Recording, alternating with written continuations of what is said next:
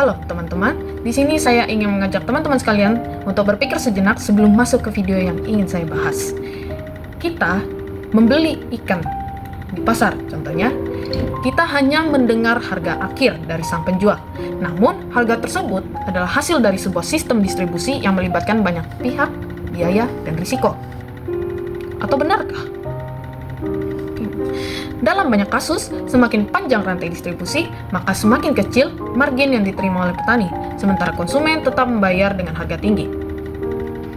Di sini, melalui contoh komoditas ikan patin di Kota Palangkaraya, saya, Rebecca Batu, dari Program Studi Agroteknologi kelas C, Angkatan 2025, akan menjelaskan bagaimana sistem pemasaran agribisnis bekerja dan siapa saja yang terlibat, serta mengapa pengolahan hasil usaha tani menjadi strategi yang penting dalam meningkatkan nilai jual dan stabilitas pendapatan petani.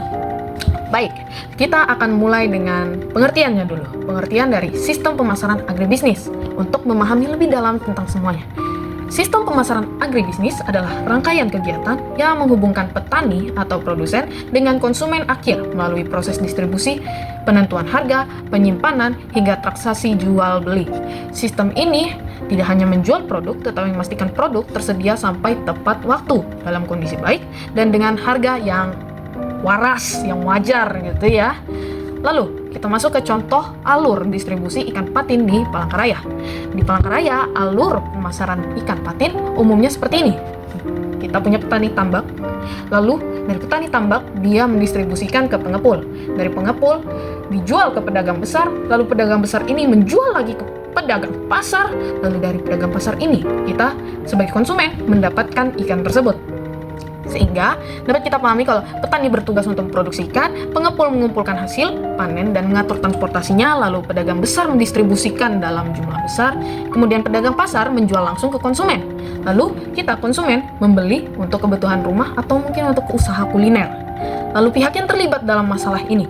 Dalam sistem ini terlibat berapa pihak? Seperti pertama ada petani tambak ikan, lalu ada pengepul atau tengkulak, lalu ada pedagang besar, seperti di pasar besar yang di Ayani atau di Kahayan, di Kota Palangkaraya. Lalu ada UMKM, pengolah ikan, ada konsumen, dan tidak lupa, ada pemerintah daerah sebagai pengatur kebijakan dan stabilitas harga. Lalu manfaat dari sistem pemasaran ini, kita tarik dari petani dulu. Bagi petani, sistem pemasaran membantu memastikan hasil panen terserap oleh pasar. Lalu bagi konsumen, sistem ini menjamin ketersediaan produk dan akses yang lebih mudah. Lalu bagi pemerintah, sistem ini mendukung stabilitas ekonomi daerah dan ketahanan pangan. Lalu kita masuk ke bagian kedua, pengolahan hasil usaha tani. Lagi-lagi kita masuk dulu ke pengertiannya. Pengolahan hasil usaha tani adalah proses pengubahan produk pertanian atau perikanan mentah menjadi produk yang memiliki nilai tambah, daya tahan lebih lama, dan potensi pasar yang lebih luas. Lalu muncul pertanyaan, mengapa harus diolah? Begini teman-teman, ikan patin segar memiliki masa simpan yang terbatas. Jika tidak segera dijual, maka kualitasnya akan menurun dan harga bisa jatuh. Namun jika diolah, misalnya jadi abon patin, jadi bakso ikan, atau filet beku lah, produk bisa bertahan lebih lama dan memiliki harga jual yang lebih tinggi. Lalu apa dampaknya kalau tidak diolah? Tanpa pengolahan, produk cepat rusak.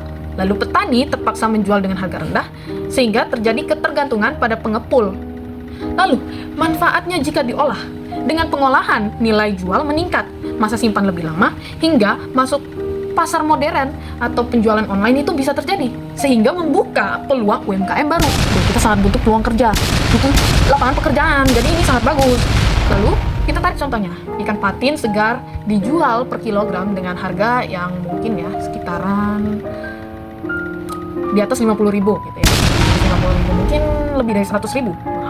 Tapi kalau misalnya kita ubah jadi abon patin dalam kemasan yang kecil, bisa dijual dengan margin keuntungan yang lebih tinggi karena proses pemasaran, pengolahan, dan brandingnya itu. Inilah yang disebut sebagai nilai tambah atau value added dalam agribisnis.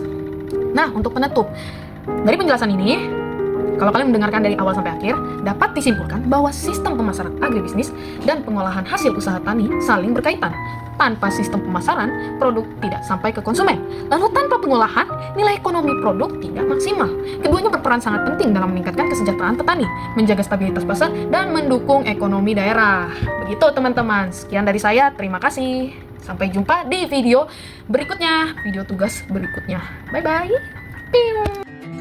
When I'm gone, will I be missed? Or am I just a no-name kid?